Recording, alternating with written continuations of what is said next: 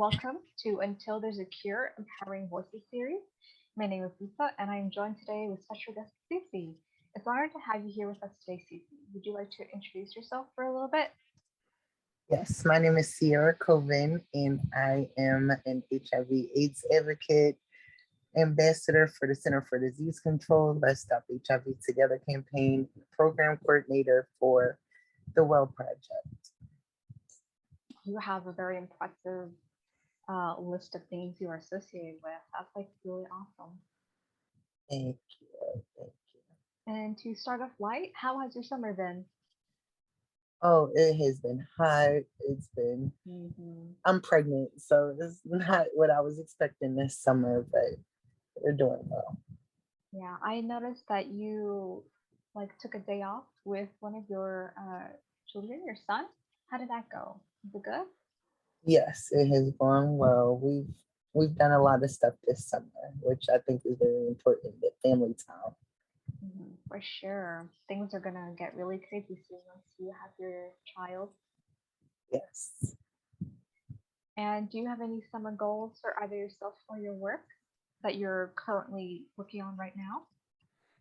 All right, now I'm just trying to get everything into order before October when the baby's due. So just getting, programs into place and my own business entrepreneurial things have kind of gone on the back burner because the focus is my main job and this baby. Hmm. What are your goals for your own business right now? Just to Well, see increased profits, maybe to expand your audience? right now, I'm just like on a plateau that isn't at the forefront of what I'm working on at all. So Hmm. I put a lot into the CDC's program as well as the Well Project's programming. So my own business, Healing is Voluntary, kind Yeah. of, it just has been there. And I still get on and engage with my audience on social media, but haven't started anything new there. I see, I got you. Yeah, I've noticed your posts on social medias, and sometimes I look at them and I'm like, this really resonates with me today. I think I'm gonna take the energy and make today better. So that's awesome. That's awesome. Yeah, and I listened to your A Girl Like Me podcast recently for the Well Project, and the topic was undetectable equals untransmittable. Is there Yes. anything you would like to tell our audience at Until This Cure about you equals you, or any other sort of message you would like to convey about HIV related work? Yes. So thank you so much, first of all, for listening. A Girl It Like was Me such Live an is a educational. program. Yes, yes, yes. And that is the goal, is to speak on women's wellness issues. So A Girl Like Me Live is a program of the Well Project, and it's a new live streaming platform. So we're doing this Mhm. first, we're streaming to our YouTube and our Facebook channels, and then it will at a later date be uploaded into our own podcast, which will go by the same name, A Ooh. Girl Like Me Live. Um, it's so exciting. I'm so excited. We have talked about the COVID-19 vaccination, you equals you, dating and disclosure. And we have an episode coming up on parenting and HIV, which I'm really excited about. Um, so the you equals you episode, undetectable equals untransmittable. I was so honored to be able to sit down with Katie Willingham, who has been, shouting you equals you to the top of her lungs for years now. And the campaign itself just hit its fifth birthday. So that's Wow. really exciting. Undetectable equals untransmittable means that if me being a person living with HIV, if I'm taking my meds as prescribed and I'm able to reach an undetectable status, I am not able to pass HIV to someone sexually. Like there is 0% chance. And it has been life changing for so many people. Hmm. Yeah, that currently I'm making infographics for Until Secure, and I really think that it's important to talk more about you equals you. And after this conversation, I definitely would like to create something inspired by our conversation today to let people know that hey, you equals you is a thing, and you could help raise awareness by sharing this post with others, something like that. Yes, absolutely. Awareness is definitely key. I get surprised often at how many people who have not heard of You Equals You, just because it's in my work every day and I'm Hmm. so familiar with it. So when I have an opportunity to meet someone new who hasn't heard of it, I get so excited. Like, yo, you didn't know? I can't transmit HIV to anybody because I'm undetectable. Such an amazing discovery, and like you can't help but to smile when you read about it and the joy that it brings to Yes, people. yes. And aside from You Equals You, is there anything else that you wanted to help raise awareness about currently in your HIV related work? Oh my gosh, there's so much. I mean, we could talk all day about this. So, one of our big initiatives right now with the Well Project is we're working on some breastfeeding and HIV related things, which Hmm. also is something that's really exciting because now I've been able to see a difference within my own life. My first child, he's 10 and a half, almost 11 years old. And with him, like breastfeeding didn't come up at all. It was, just we're going to have this baby. I was able to give birth to him vaginally, which was awesome, but breastfeeding did not come up. It wasn't until like a 2019 presentation at the US conference on HIV and AIDS where we spoke underneath of a U equals U track. And Hmm. we sat down on a panel where it was me, a woman who's from Africa, a doctor, and our executive director, where we spoke about, the benefits for a mom to breastfeed, whether Yeah. she was living with HIV or not, and to see how many benefits there were and, the risk that was associated and all of that. Now, that was the first time I had ever been involved in any type of breastfeeding conversation because I felt like it never had anything to do with me. So now fast forward, to 2021 and I'm pregnant again. And now I have a choice. And that's Hmm. always what is so important for me is to be able to have a choice and not have providers just, you know, pushing their beliefs and what they think I should be doing onto me. Now I have a choice and I have people that will back me up in that and support it. So the Well Project has been a great catalyst in all of the work that's going on now. We have a expert consensus statement that came out of a 20 October 2020 convening of like 23 experts from all over the Hmm. country. Along with the international community of women living with HIV. And we sat down and talked about, the benefits, the risks, the recommendations of moms living with HIV or parents living with HIV who were interested in breastfeeding or chest feeding, infant feeding. And it's just been phenomenal. The Well Project is so awesome. I can't imagine how uplifting this is. And it's crazy how it wasn't until 2019 that you were involved in something like this. I can't imagine like how, what's the word, liberating it must have felt to be a part of this project, especially now that you are um, a mother that is about to give birth sometime this year. Yes. Oh, it makes it so much different. Like it allows me to be a stronger advocate for myself, a stronger advocate for others. Hmm. Like I have support, I have resources that I can lean back on now. I'm not out here fighting this alone, which I felt like I was doing back in 2010 when I gave birth to my son. Oh, I'm so happy for you. And I noticed that you mentioned that it's so good to have a choice, that your choice is in some ways fighting against providers who are pushing your beliefs on you. I'm so sorry that doctors would have the audacity to tell you what they think is best, like that they know your body and all of that. Oh, you run into that often, just being a woman, Mm, for sure. first off, and then being a brown woman, that that is another layer to it. But I actually have had some experiences already with this baby when I like first found out that I was pregnant, and I went back to my provider who I've been with for, I'll say, about 8 years. I'm Mhm. not doing the math as quick as I want to. Yeah. But I was like, yes, and I want to breastfeed. And I was informed at that time that I wouldn't be able to breastfeed and that no doctor in America will work with me if that's what What? I wanted to do. And that if I did decide to do it, that I would need to be quiet about it because the pediatrician is known to call defects or DHS is what we call it here on the parents that decide to do that. And that was so disheartening because I had a Mhm. really good relationship with this provider. And I just always felt like my needs were heard.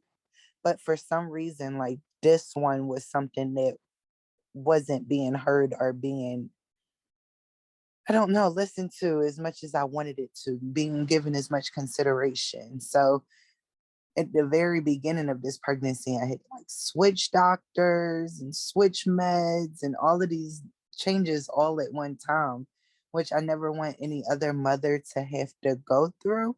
Mhm. But sometimes it's necessary because we pick our providers. Like Yeah. you don't have to stay somewhere where you're not comfortable and your needs aren't being met. Oh, absolutely. I 100% agree. Hopefully, your new provider will not be as disrespectful as your previous one. And if they are, I'll go find another one. But so Good. far, so far we've been this relationship has been a great one. Mhm. I'm I feel like my needs are definitely being heard and I'm getting responses back. And they don't always have to be, in line with what I want. But if you can give me a good enough reason and something to back up what you're saying, and I can consider that, cool. I still haven't made my mind up on whether I'm going to breastfeed or not, but just the choice is what Mhm. I've been fighting for this whole while. Very important. That's very important to have a choice and also having like respectful, healthy communication between the provider and the patient. Yes. And on the topic of this, is there any special message that you would like to give to parents who currently are carrying a child and are living with HIV? Yes. One of the biggest things that I would like to say to those parents are find you a community. That has been one of the most hopeful things that I have had this entire pregnancy. A community of loving, supporting, kind, excuse me, sorry, supportive and kind people around you.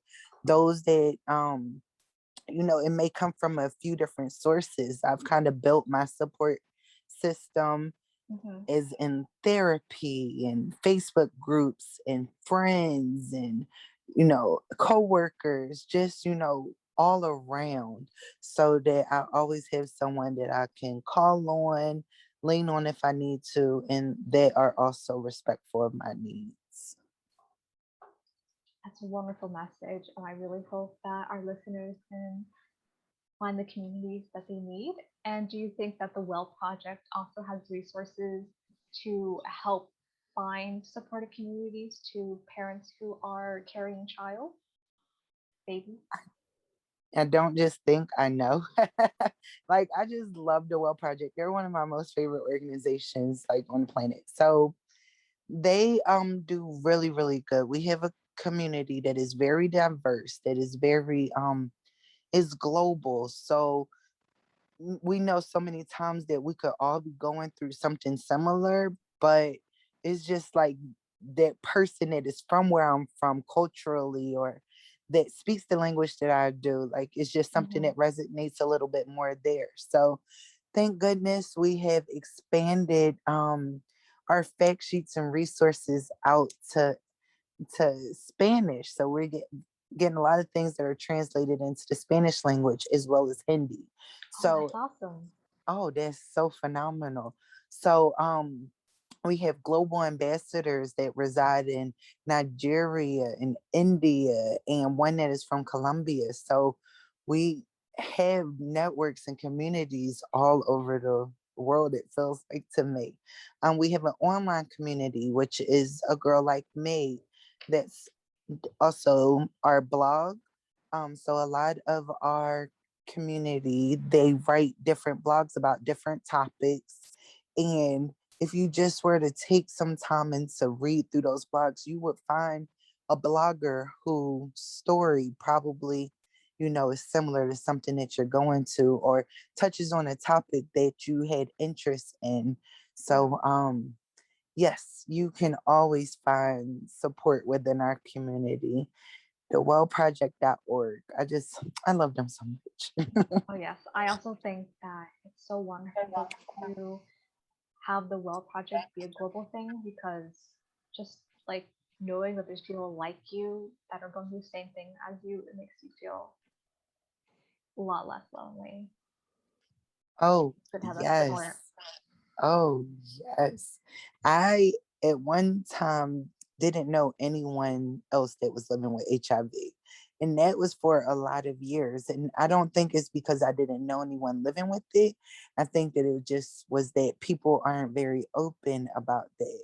So getting with a community of women that are open and sharing their status, some are not, and that's fine. But I was seeking that support of other people that were living out loud with this Hmm. diagnosis, and we're thriving. And I have definitely found it in this community. I'm really happy for you, Cece. Thank you. I'm happy I, to. I'm glad that your journey with both being a mother and HIV has gotten like so much better. Yes, me too. This is great. Oh, for sure. And I hope things that will only continue to get better. I have faith. I have faith that it will continue to get better. We just came up on the 40th year of HIV and AIDS, of it being like diagnosed. Um and to see how many things have changed or advanced within these last 40 years, I can only but imagine, the growth that will come in the next 40 years. Hopefully it Oh, for doesn't take sure. us that long, Hmm. but I'm excited and looking forward to that as Oh, well. yeah. Technology and medicine is just so rapidly expanding. Like, I feel like things will get better very soon. But speaking of the future, Until the Secure is planning on doing a lot this year for World AIDS Day. So, is there anything you're planning on doing for that day? Any like fun dance videos or projects with everything you're affiliated with, such as the Well Project or your work with the CDC? So I'll probably be done, not probably, I will be done with my CDC work by that time. But my own personal social platforms, I'm just really big on informing and making people aware that HIV and AIDS is still a thing. So I haven't Mhm. planned anything yet, but we definitely make a big deal. I think last World AIDS Day, by that night, I was like so drained and tired. And this was off work that I had done from my home. But you're being pulled over here to, do an interview, or pulled over here to do a live. So there's so much work to be done, and there are so many different audience that are just waiting and willing to hear what you have to say. So nothing big planned, but I know it'll be big stuff done. Yes, yes. Like it's tiresome, but it's so rewarding tiresome. And I think Yeah, that makes things a little bit better. yes. And on the topic of Until They're Secure, how did you discover the organization? Well, I think that I don't think, don't quote me, not sure if we're partners with them, but I do see a lot of their work come up through the Well Projects, feed and stuff. And I've seen some jewelry. And specifically, I think for Hadia Broadbent's event last year, and that might have been a World AIDS Day event, Hmm. I was one of the speakers there. And until there is a cure, they sent us like these cute little bags, and bracelets, and just all little type of gift things. And I was Yeah. like, oh, this is so cool. And I think that it's the first time that my interest got piqued with the organization. And I think the work that they do is so phenomenal as well. Oh, for sure. And I believe that you are a social media affiliate with Until They're Secure. Yes, yes, I am. That out of all the things that I have going on, I haven't done the best job with them, but I definitely, share links whenever I see it or share a code. One of my really good friends, Messiah Trailer, she's also an affiliate and she Hmm. does really good. So I love pressing the like button on her post. Yeah, and honestly, everything helps, and we definitely know that you are doing so many more things relating back to HIV. So it's okay if you only do a few things here and there. Thank you. And I've also noticed that, like I mentioned briefly before, you do post dance clips in your, I don't know what it's called on Instagram, like the little memories Uh-huh. function. Are you planning on opening like a TikTok account anytime soon? I have one, but being like an older millennial, I have not been able to like really penetrate that platform. That really is not my thing. I thought I was one of the cool kids when I started on Instagram, right? Because I was off of Facebook and I was like on this platform that I knew nothing about. And over time, Instagram has just become my safe space. So once I'm willing to jump out of my comfort zone, and focus on other platforms, then I'm sure TikTok is right behind it because I know Mhm. it is such a popular platform, but Instagram is my safe space. And to be honest, I run about eight, that's just a quick count, eight social media platforms daily. So it does Ooh. become to be a lot. So to add another one, I'm a little bit hesitant about that. Oh yeah, that's absolutely understandable. And I'm looking at your link tree right now, where I don't see like the other typical social media platforms like Twitter or Facebook. Would you mind telling us what your other social media platforms are so we could check you out after this podcast or during? No, okay, so Instagram would be my main platform. And my Facebook, I don't really, I used it like for family and friends mainly. It's not a closed account, but it's not one where I do most of my advocacy work. When I say that I run those other accounts, that's through work. So Oh, I I see. am the Okay. program coordinator for the Well Project. So I run our platforms and I'll throw those out there. So you can find us on the web at www.thewellproject.org. We have Instagram, which is the Well Project HIV. We have a Facebook, which you can find us at Well Project. Twitter, the Well Project. And we're working on building up our LinkedIn and YouTube channel. So that is also the Well Project. Wow. In some variation.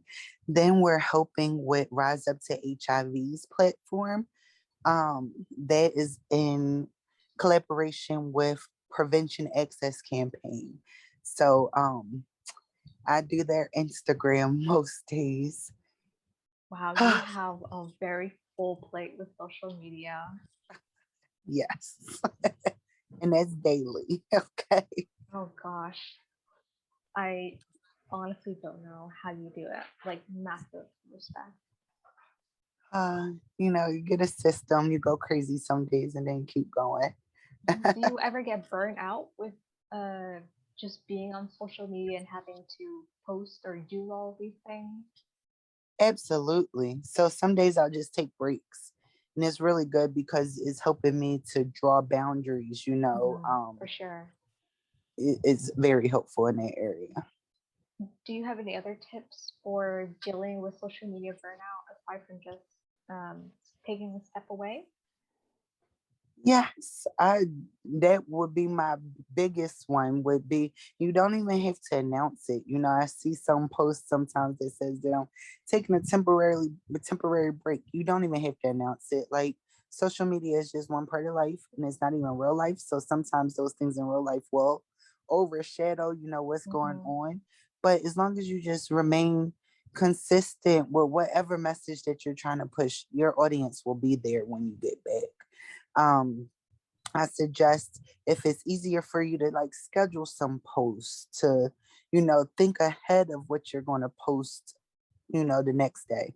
That has also been proven to be very beneficial for me as well. Ooh, the scheduling process idea is a very good thing to keep in mind, and I also agree with the no need to announce it. Like, you don't need to say everything on social media. Just keep a healthy balance of social media and real life. Yes, absolutely. Absolutely. Definitely important for the younger generation nowadays. But it's such a great tool, and I understand why we use it so much, but it can also be very distracting, and you can find yourself sometimes comparing yourself against other people's like Yeah. edited photos and just snippets of their life, and feeling like you're not doing enough. And so on my own personal platform, so I sometimes I'll just bring it back to the real. Like, this is what it really like is like in real life. This is what I cropped out of the picture. This is what the original picture looked like, because I never want you to feel alone. God, you you saying that you never want us to feel alone, like wow, that just really touched me. 'Cause yeah, I've been feeling pretty lonely this year, and it's good to have the support and hearing people say uplifting things like that. Yes, well, I'm glad that I could help you. That's my thing. Like, if I can help one person, then maybe I could help two. And that just blesses me so much. So thank Mhm. you.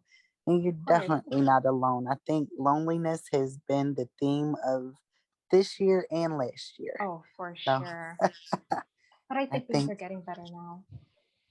yes, yes, yes.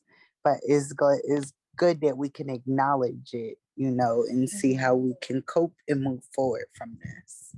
Yes, and I think this is a very good spot to end.